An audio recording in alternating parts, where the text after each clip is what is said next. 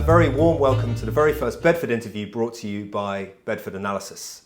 I'm Lachlan Nieboer, the founder and CEO of Bedford Analysis, and I'm thrilled today to be talking to Dr. Vlado Vivoda. Dr. Vivoda, hello. Hello, good afternoon.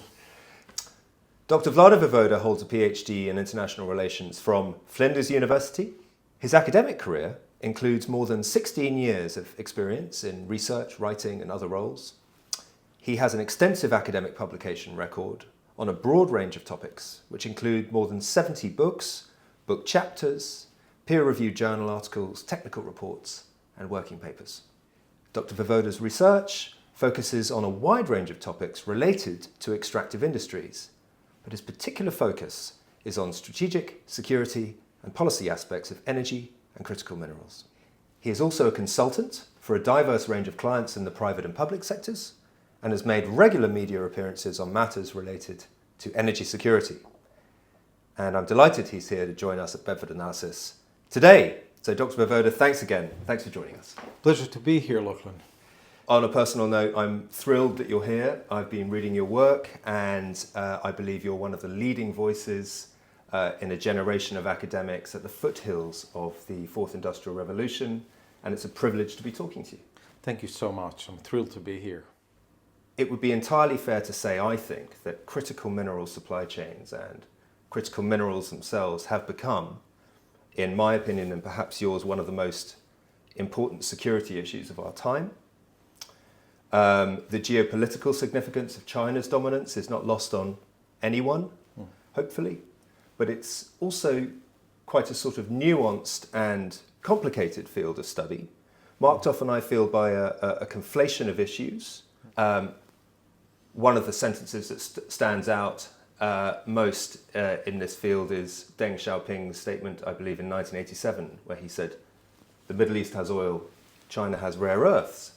So it's little wonder that the West feels somewhat panicked at being arguably more than 20 years behind China on critical mineral strategies and industrial strategies. But national and international security is just one spoke of this security wheel, as I like to think about it, and critical minerals at the center of it. We're naturally talking about energy security as well, and the decarbonisation of the global economy with a wide range of net zero targets and sustainable development scenarios, the weaning off of oil and gas, and the impacts of these aspects on the global south. So we can talk about that too. There's also a direct impact of the mining itself on the world in which we live. And there's the ESG piece. So deforestation, deep sea mining, artisanal mining, social licenses to operate, water usage, land use, pollution, of course. And all of these issues spin off the global drive to increase access to critical minerals. And the final piece is the human security piece.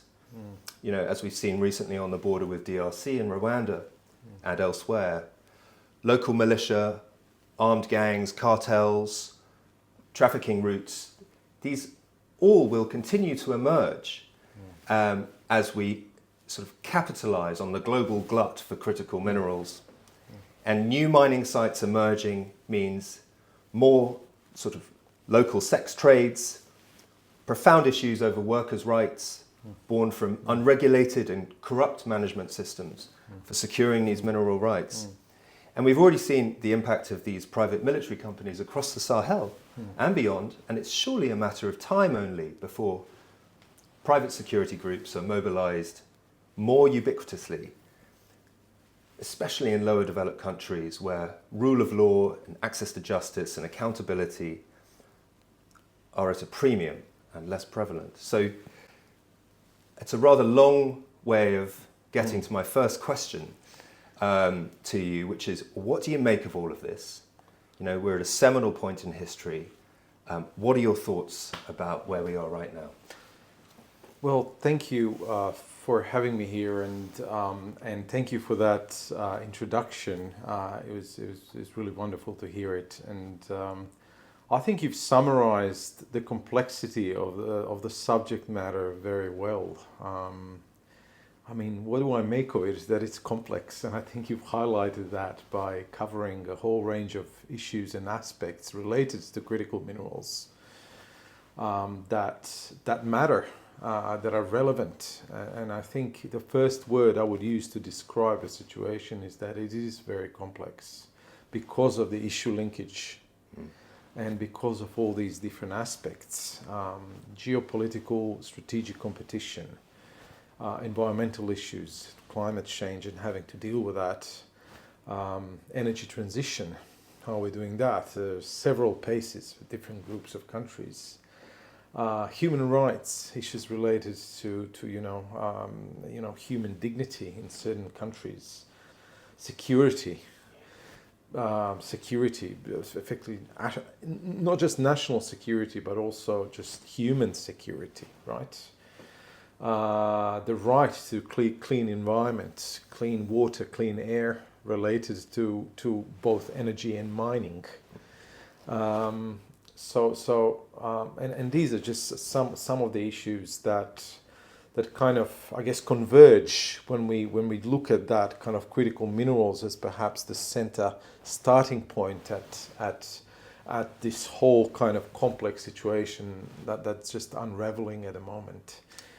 In whichever particular ecosystem you are sitting, if you're a CEO of a mining company, or if you're a policymaker, or if you're an academic, or if you're a bit of a policymaker and an academic, or if you're an investor, you'll have a particular view on these situations, which makes it all the more complicated.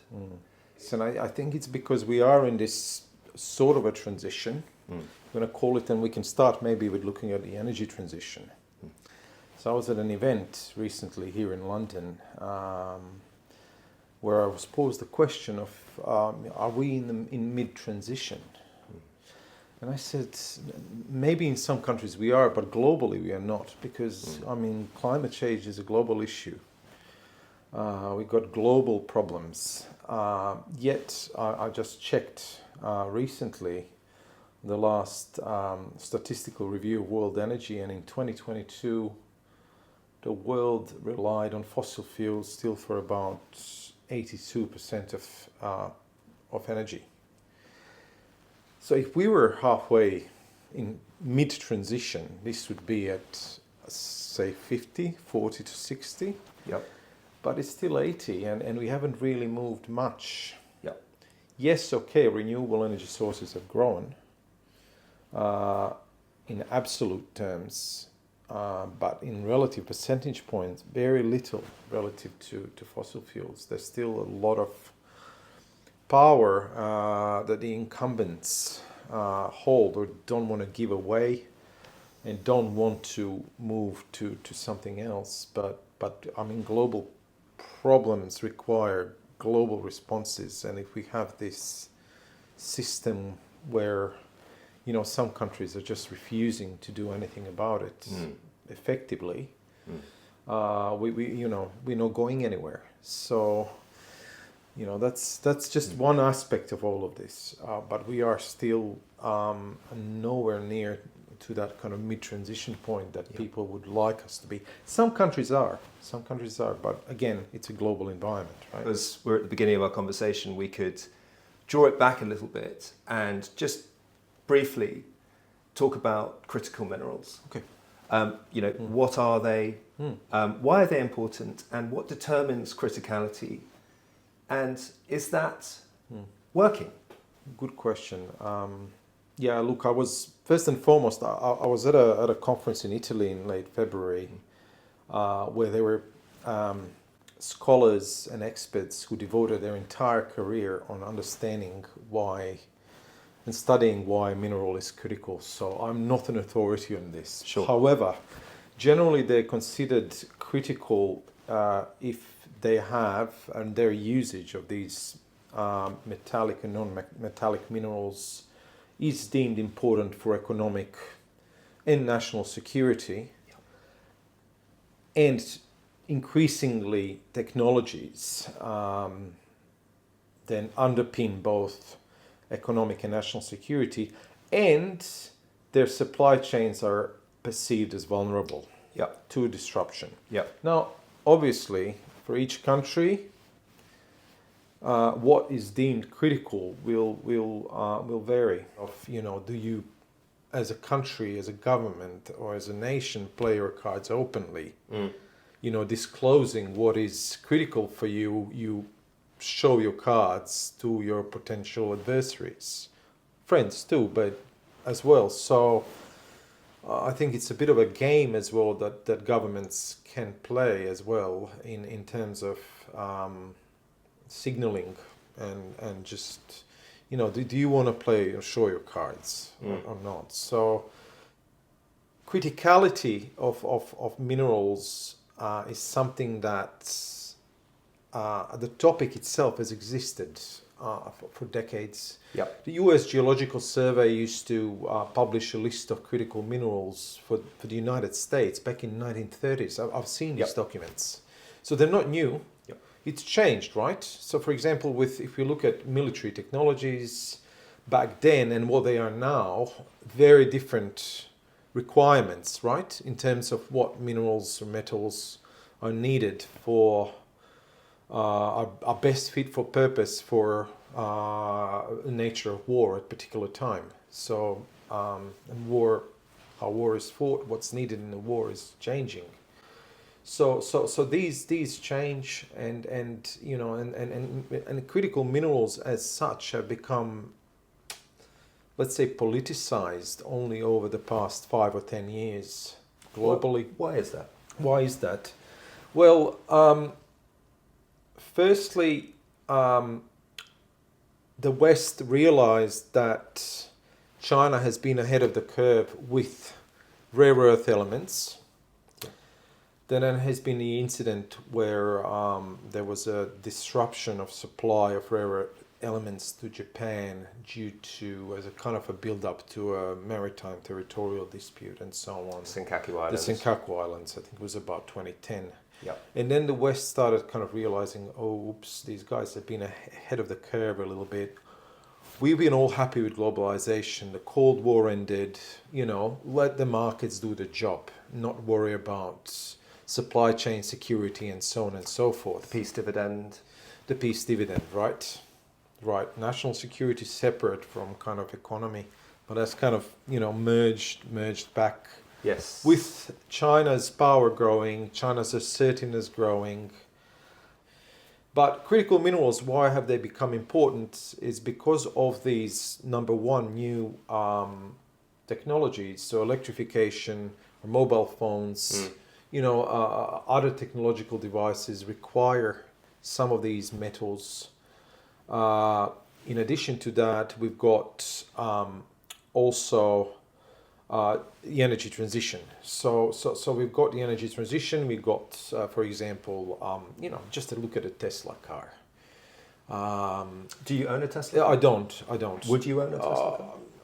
I don't know. I haven't quite thought about it. We'll come back to that. We can come back to that. But 50 or 60 kilograms, so say about 150 pounds of lithium that goes into those vehicles. So mining, has always been there, and I've worked in that sector on the academic side specifically, consultancy side for quite a while, but it's become politicized perhaps over the past 5 years or so, with these increasing geopolitical competition and kind of a growing impetus, growing demand for them.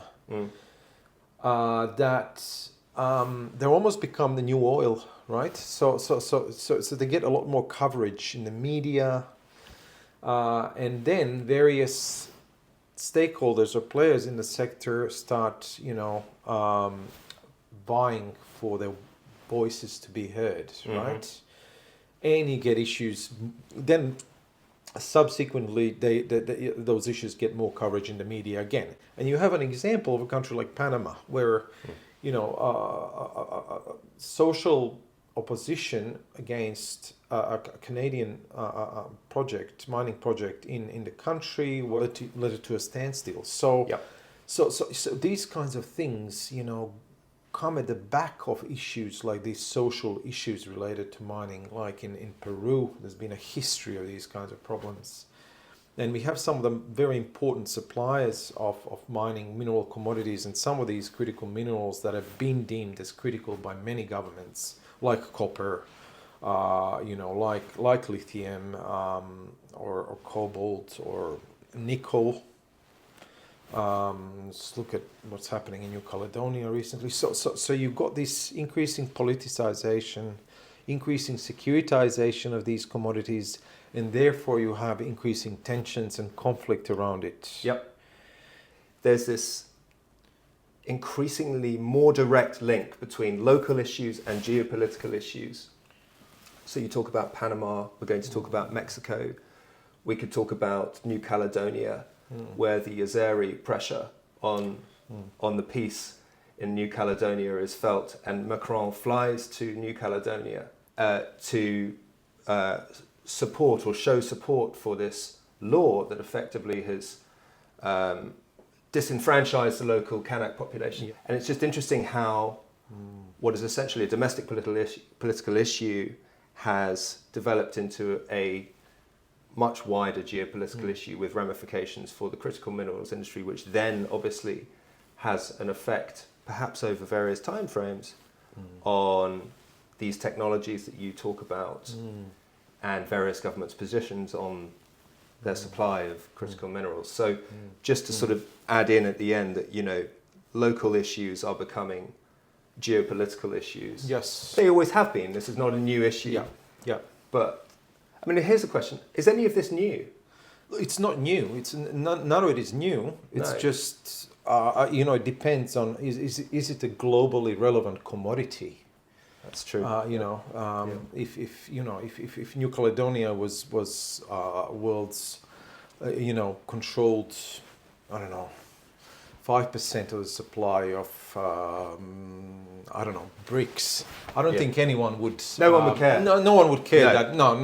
I don't think. But I mean, if a commodity becomes more important globally, then these local issues become more geopolitically relevant. We're talking now in late May 2024, a week or two actually now, after Biden has levied a wide range of tariffs that directly impact Chinese imports. So on ship-to-shore cranes, for example, solar cells, semiconductors, natural graphite, permanent magnets.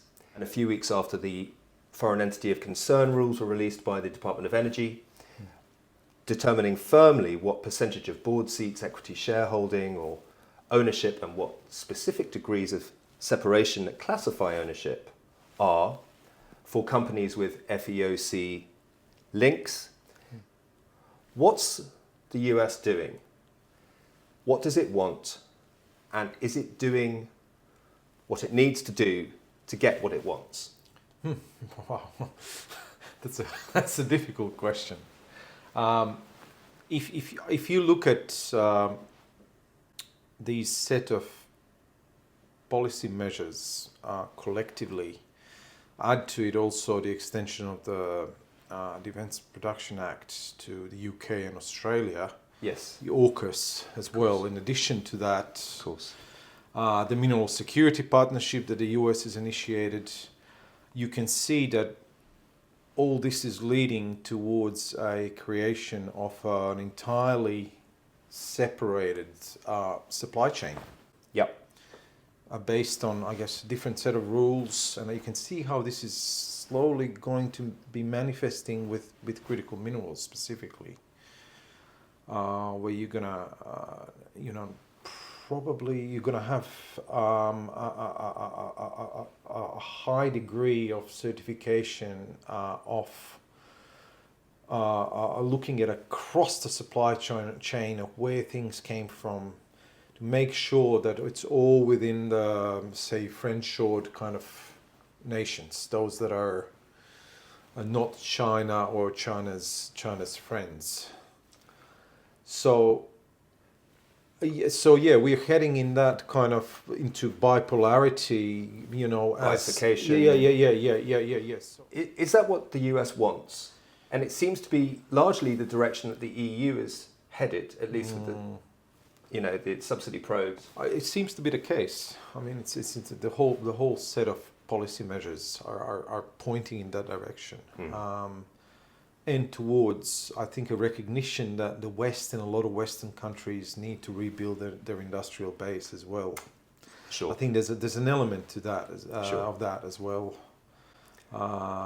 because of going back to what we discussed earlier about the end of the Cold War. Sure. Let's leave it to the markets.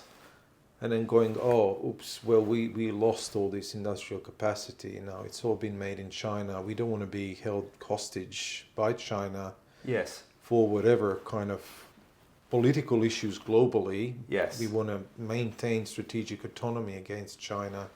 They don't want to concede concessions in whatever area, Yes. geopolitically or otherwise. And there you have. I think it's a bit of a natural reaction in a lot of Western countries of what's happened.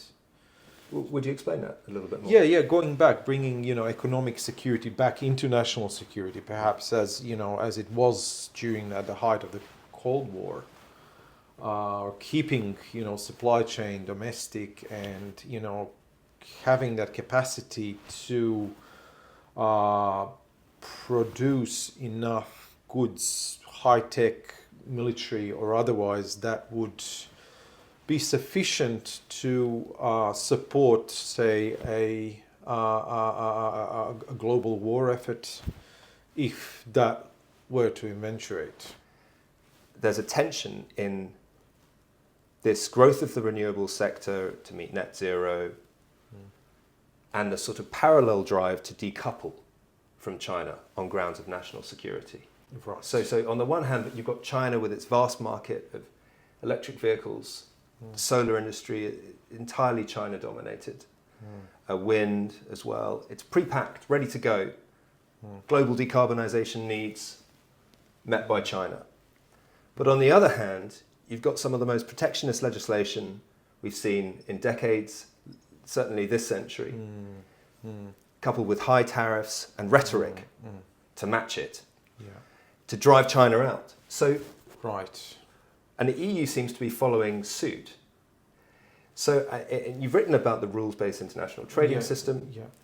and much has also been written about the growth of the multipolar world, de-dollarization, the end of globalization as we know it. So my question is this: can the world decarbonize and deglobalize at the same time? That's a tricky question. I mean, it's yes and no. I think deglobalization and going back to kind of local production can work well in terms of grassroots initiatives to push for renewable energy. That can be quite effective. There are a lot of amazing case studies around the world where local communities have built up their own almost like off-grid kind of systems locally and done very well. So that's deglobalization, if you like, and decarbonization. However, it can also, it's also the opposite, of course. It's also the opposite, because if we got these two different blocks doing their own thing, you are pretty much making it more expensive to decarbonize. You're making it, Who's footing the bill? Yes, who's footing the bill and for what? So you're putting security. If you got that policy trilemma of security, economy, and cost and sustainability, you're putting security number one.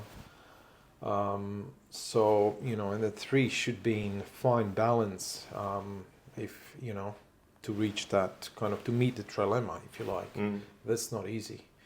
I like to see it as a hormonal balance in human body. It's good to have them all high, right? Or that level, optimal level. Yes. Right? Yes. And that's tricky. So if you got one side of the equation of pushing for low cost and the other side pushing for security, you're gonna have a very kind of messed up system. Yes.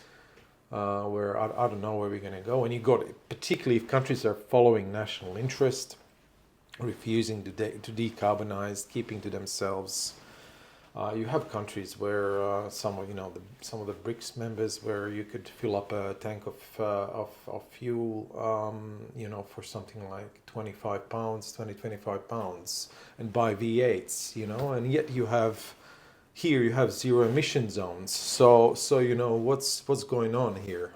I don't know. You tell me. I don't know Yeah. either. Yeah. So it's a global problem, right? It is. So, but we have these local solutions and that are not really making sense globally because we share the same atmosphere. Yeah. Right? Yeah. So I wish it were a laughing matter on one level. But it is strangely unthought out. Yeah. So this is where I was saying earlier that global problems require global solutions, but how to get there to those global solutions? That's a trillion dollar question. Because when we have 200 plus countries, each following their own interest, okay, some are kind of together, but you have, case in point, these COP kind of series of events. And where are we? We're still 82% fossil fuels. And where are we with emissions? I haven't stopped following. But like many people, actually. Yeah. So you could have these grassroots community, and I'm sure they happen, they're around, where locals from around the world connect globally. It's kind of like glocal, if you like. Very nice. Yep. So that's something that can happen, and I think it's happening increasingly because people can connect freely. What are some of the advantages and disadvantages of the status quo, the rules-based international trading system as we know it? And why can't we just get rid of it? I think you be aware, having studied international relations, about the democratic peace theory. And one of the key tenets there is that, more trade between countries and less protectionism equals less likelihood of conflict, of war. So do you buy that? I do, because there's empirical evidence. Yes. Study after study has shown this to be the case. Yes. Empirical studies done by leading scholars in the field. And I do, more we get into these protectionist blocks and more likelihood there is of conflict between them. Yes. Unfortunately, that's the case. So Human nature, yeah. Because it just indicates lack of trust, and it's, an eye for an eye makes everyone blind if it just keeps going, right? You can see that in various conflicts around the world. Are we seeing it already? I think we are seeing a little bit of it with these, blocks forming. We've got the MSP, the Mineral Security Partnership, on the western side, centered and kind of aimed at promoting responsible critical mineral supply chains. So this is ESG, right? Environmental, social governance. But it's more than that. It's about geopolitical alignment, right, as well. And on the other hand, we've got BRICS, a group of countries that's almost like a bloc now, and they're trying to challenge the dominance of the US dollar. So we've got that kind of, providing an alternative to the rule-based international order or trading system, whatever you like, with a different set of financing, trade, whatever rules where trading currency will be something else, whatever that is. We'll just call it the BRICS Plus for now, rather than the BRICS Plus 4, 5 or 6. Obviously, as you've just said, Javier Milei withdrew after his election in January, much to Russia's dismay, apparently. And Saudi are sitting on the fence. We can come back to the notion of sitting on the fence in geopolitics and geostrategy maybe later, but coming on from our conversation about the disintegration or the challenges to the rule-based international trading system, the positives and the advantages of that system are that it's tried and tested. There's clear levels of transparency, accountability, fairness, mutual benefit, and obviously peace is a marker of our time. And one of the aspects of this new world order that we talk about, even the new Cold War that some scholars are coining it as, is that there's a lurking sense of, maybe not war, but conflict. My question really is about the BRICS, you know, with roughly 30% of global GDP, Right. 50% of the world's population, a couple of very interesting petrostates Yep. that we could talk about, as you've already alluded to. With obviously, I would think it'd be fair to say China at the helm of the project. And obviously there are differences. There are internal disputes and perhaps some conflicts within the BRICS that we could pull out. So what are your thoughts? I know you've already talked about it. What are your thoughts on the BRICS Plus? Is it something we should be writing and thinking and talking about more? And is it a sort of credible alternative? Good questions. It is you rightly pointed out that BRICS plus whatever is a collection of very different countries, a lot of them even themselves, between themselves with unresolved issues. You know, look at India and China, for example, with the border issue and a high level of distrust. Is it a credible alternative? I don't think so. I mean, these are the countries, largely countries that have been dissatisfied with the Western created system that has been based on rules, Yep. on transparency, on mutual benefits, on supporting peace for decades. And these are some of the countries who have within this BRICS plus who have issues with there's human rights abuses. There are quite, some of them are quite authoritarian, if not totalitarian. Others are quite heavily polluting as well, notwithstanding their claims that they're the late developers and so on.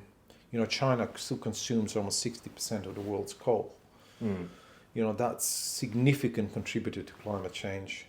And it's continuing to And build it's continuing. coal. It's continuing. It's continuing. So you have a collection of countries with issues. Russia, an aggressor against another sovereign nation state in Europe. So you've got a selection of countries there that have questionable credentials, put it that way. Yep. So I don't see how this grouping of countries will be attractive to anyone outside. What is the attractiveness going to be? Unless it is for a selected group of elites within some other countries, because they see, there's, disparity in these countries, elites are having everything, they're totalitarian, so on and so forth. Maybe we can do that and copy that model, right? So but I don't see an appeal in the long term of this grouping of countries, particularly given the such a massive difference in between countries in this group as well, in terms of all sorts of issues. Sort of, if you listen to President Putin's narratives over the last 20 years, I mean, Putin and Xi have been discussing multipolarity since their first meeting. What usually follows suit after multipolarity is this notion that America's overstepped, the colonial legacy is a problem, Western aggression overseas has been a mark of the last 20 years. Because the US has provided that high degree of international stability and security in these slots, if you like, and key strategic regions, even though the US has not been very heavily reliant on, say, oil and gas from the Middle East. Let's put it that way. But it's still been there, it's provided that presence and level of security so its allies and partners can trade freely and also other free riders. But it's still there. It's still doing that. You know, back to the BRICS.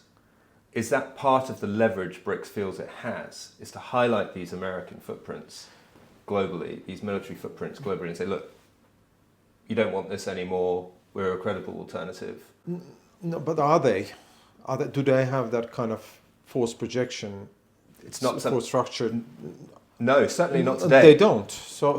But going back to your point about certain African countries and instability there, it's certainly that elements from BRICS countries, namely Russia and their paramilitary companies' involvement there, has not been very seen very favorably. But I think by the West for sure. I mean, because that's it's creating a almost a different model on how to run mining operations that is total diametrically opposite of what the Mineral Security Partnership is pushing for. Yeah. So if we get to the mining of being, almost like battle for hearts and minds of local communities and local populations and countries that are rich in these resources, unless you are a part of the few elites who benefit from that kind of paramilitary company involvement, you're going to be in favor of the MSP model. Just for our viewers that aren't fully aware of what the MSP, the Mineral Security Partnership, is, 15 members, founded in 2022. Yes. Australia, Canada, Estonia, new member. Yeah. Finland, France, Germany, India, Italy, Japan, Norway, Republic of Korea, Sweden, UK, US, and EU. And it's growing. A number of observing countries over the last few meetings have been there, and it recently announced the MSP Forum, which the EU's Critical Raw Materials Club will now join, interestingly. It has 23 projects at the moment, I think, at various stages. But there appears to be no pattern or, as yet, some sort of discernible strategic choice. I'm sure there is, but not to my eye, other than diversification, which is, of course, the strategy. And this is just a quote from the MSP Forum. The forum will bring together resource-rich countries and countries with high demand for these resources. So quite general. I see it as a sort of matchmaking club for strategic allies. And there are other clubs that we could discuss. So, the Russia-China-led Shanghai Cooperation Organization. Right. Previously the Shanghai Five in 1996. Or the G20 we could talk about. And again, it sort of goes back to our earlier discussion about the international order and these incumbent multilateral institutions like the UN, WTO, IMF, G7. Is there survival in doubt, or is that overdoing it? But my question is, are clubs like the MSP, etc., are they a good thing, or are they a bad thing? And do they complement or undermine the rules-based order? Well, they can do both. They can be both good and bad, and they can both complement or undermine, depending on what they're actually trying to achieve. Okay. I think with the MSP, I can talk about the MSP in terms of an ideal case scenario. Great. Of what would be good. And I think how it was created, yes, of course, there's a geopolitical aspect to it, and security and diversification. But as one of the key tenets of it was the creation of responsible supply chains of critical minerals. This means high-level standards, environmental, social governance standards related to mining. Yep. Now, there's a list of principles that are published, but there's nothing tangible there. Now, an ideal case scenario here would be if they paired up with something like IRMA, so the Initiative for Responsible Mining Assurance. So IRMA are a small body based in DC who assess large-scale mining operations. So they have, I think, a 40 set of criteria, and currently they've done about 100 plus mines around the world that they rate. Based independent, the only globally active independent third party review body that does this. Absolutely crucial for the MSP to pair up with someone like that, because it's already Western based, and I think there's a clear impetus for this to go ahead. Western countries, I think historically, I mean, we've got, Australia and Canada usually the source of greatest number of mining companies operating globally. A lot of them fairly decent record in terms of ESG. A lot of them not that good, depending on where you operate. I'm not going to name countries or companies, but I've spoken to people working in relatively junior mining companies operating in certain countries where they said to me literally that they cannot have a foothold, they cannot operate there unless they pay someone off. So it's impossible. So this is where we're going about supply chains and who is willing to be on what side. So you got nickel in Indonesia being processed, but level of emissions is through the roof, 5 or 6 times as high as it is in the West. This would not get any kind of tick of approval if it was third-party audited. Correct. So I think we're heading in that direction where we're going to have 2 separate lots of supply chains. And if the MSP goes ahead and does all this and actually walks the ESG talk, I think that's good. I think that's great. Because it would incentivize, because what that will mean is that a mining operation will have to adhere to a set of standards. Some of the initiatives in the past include, towards sustainable mining that came out of Canada. That was a great initiative. Yeah. The International Council for Mines and Metals, ICMM, is a grouping as well of large mining companies that adhere to certain standards as well in their operations. But this is very few companies. This is not global or anything. Yeah. It's only about 15 or so companies. The majors. Some of the majors, yes. And they're leading here. But if you've got some sort of a global standard and global body that can, or with at least within the MSP kind of area, oversee third-party independent reviews, I mean, can you imagine what benefits mining could bring to communities in, Zambia or Mozambique or, Papua New Guinea, or if companies are really required to actually operate in those standards? We began this section by talking about, we're talking about the MSP, but we're talking about its advantages. What do you think some of the downsides are with the MSP?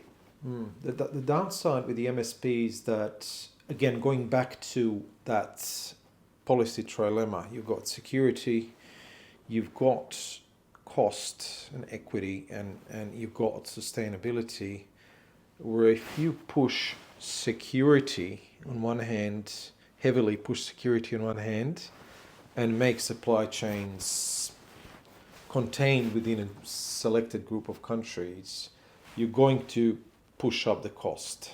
What's going to push up the cost even more is adherence to these high-level environmental and social standards. So it's going to push up the cost, no doubt. So this is the main issue, in my opinion. But I want now to talk about a specific case study that you've published on, the Sonora Project in Mexico.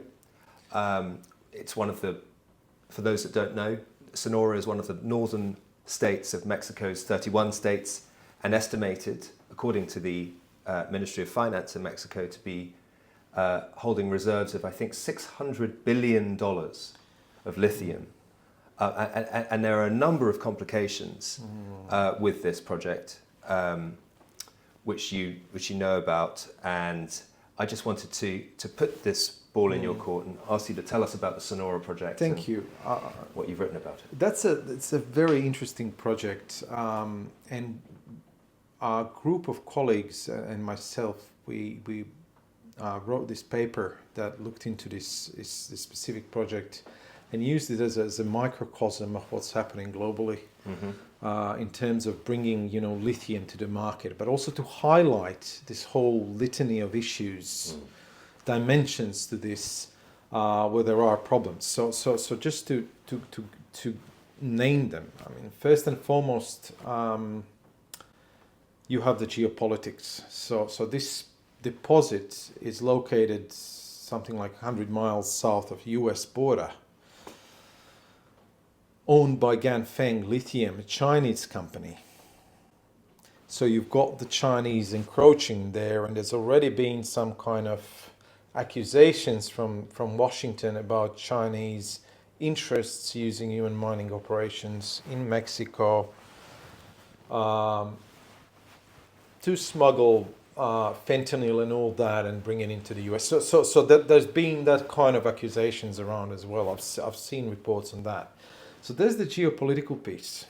So a massive, potentially massive deposit, a stone's throw away from the US border. But then there's the political economy piece. Mexico decides, following Chile, partially, slightly different approach, to create a national champion like Pemex in oil and gas. That didn't go very well, but they still decided to create LithiumX, a national company that will be responsible for producing lithium in the country. No one knows what's going to happen to these lithium deposits because of that, because the legal status is uncertain. How are they going to approach this? Do they have the expertise? I don't think they do. But so what's happening there? A whole other issue related, it's slightly related, is the security issue. Mexico has a history of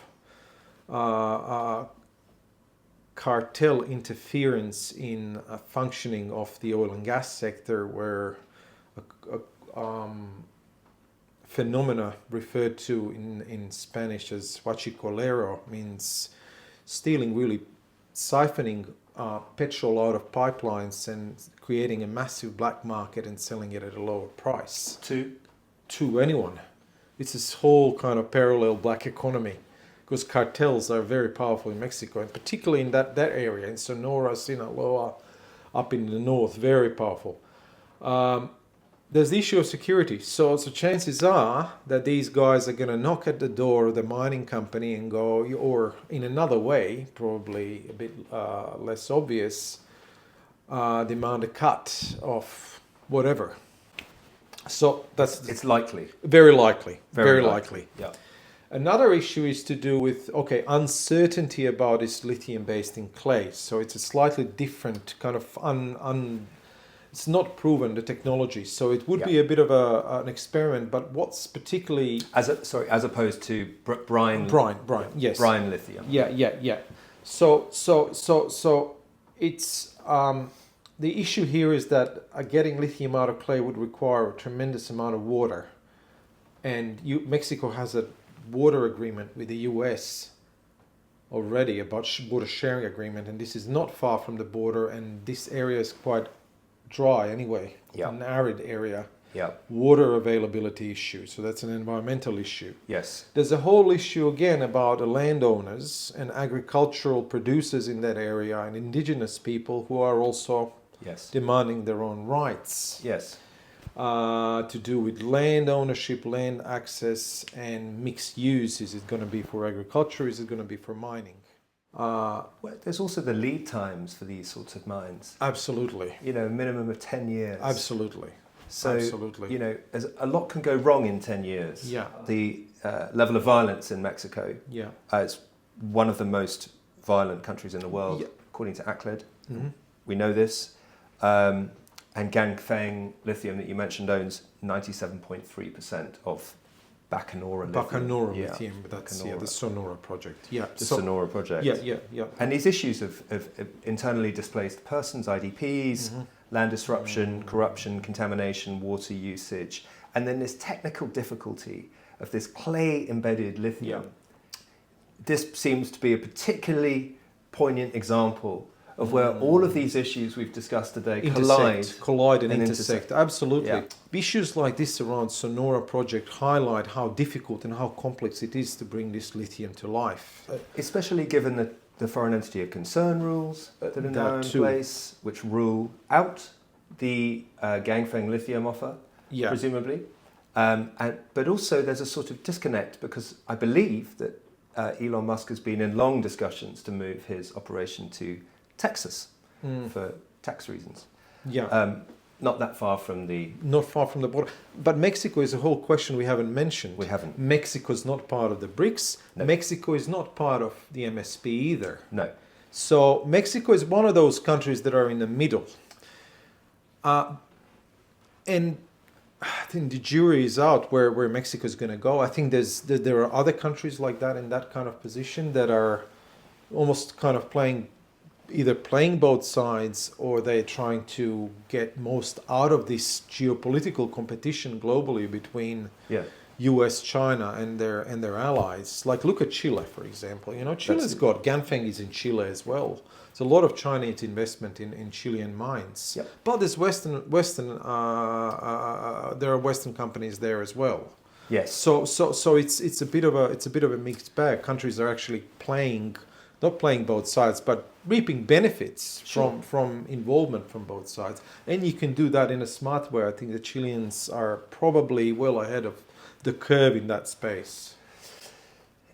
It's a question of allegiance, isn't it? Yeah. You know, these middle countries, if you like, erring one way or the other on which stratum, if it's on a sort of purely geopolitical security stratum, or if it's on supply of a particular mineral, or if it's on ESG issues, or if it's just on plain bilateral relations and the relationship between two nations, which runs deep, or if it's on leadership. I mean, Boris in Chile is a left-leaning premier, and then you have Modi in India, who. And India is an interesting one. We haven't really talked about India, but India is also in BRICS, but India is also in the MSP. Yes. So what do you make of that? I don't know. Like I said at the beginning, I think we are in the foothills of our understanding of these issues. You know, leadership is one of the key points I would put into this discussion around strategic hedges. You know, and what kind of leadership in G7 is emerging, and what kind of leadership in these middle countries is emerging. Super important. I think the role of leadership, if you like, in terms of sustainable development or national development of countries, when you have a group of people who are very capable and actually have genuine national interest at heart for sustainable national development, maybe will not go as they like 100%, but there are examples of Chile has done well in the past. Chile has done well, joined the OECD.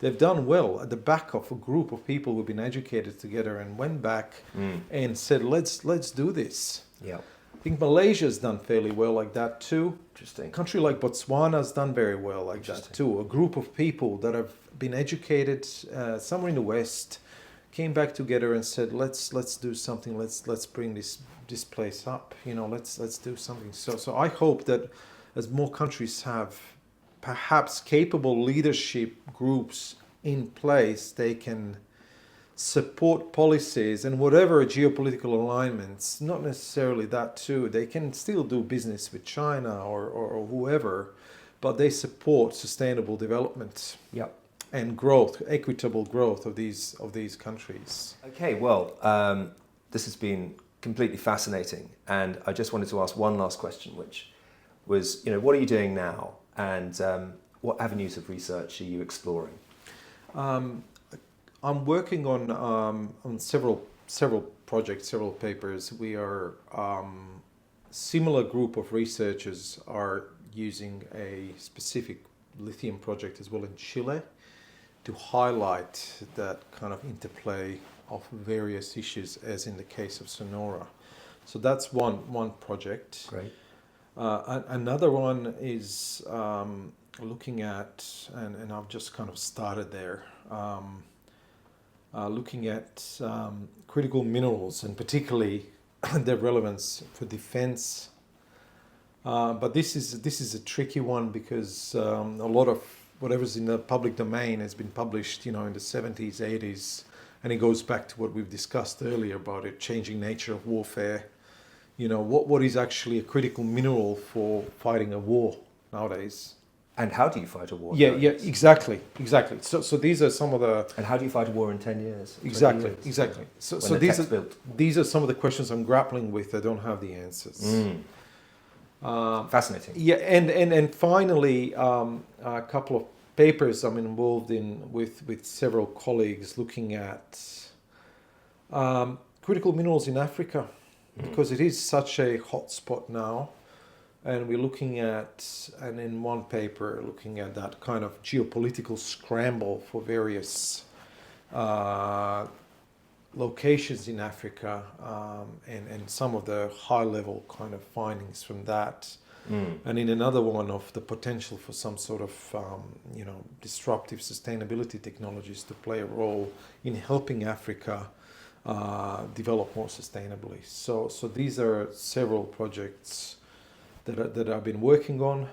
I'm also putting together a book proposal as well that I'm hoping to... Can you tell us more about that? Yeah, that's kind of tying all these together. And you're well aware, I've published several papers on geopolitics of critical minerals and different aspects. But I want to write a book that kind of ties it all together and maybe relates and speaks to some of these topics that we've discussed today. So that's work in progress. Fascinating. And are you teaching anywhere at the moment? Not at the moment, no. On a break from teaching? On a break. Well, thank you, Vlado, for your time today. We're completely thrilled that you've joined us for our very first interview here at Bedford Analysis. And hopefully you'll come back again soon and discuss these issues again. And thanks to everyone for watching. Please keep an eye out on our website and on social media for news and updates. And most importantly, don't forget to subscribe to the Bedford Brief, Geopolitics and Critical Minerals in one easy-to-read brief at the link below. Thanks for watching.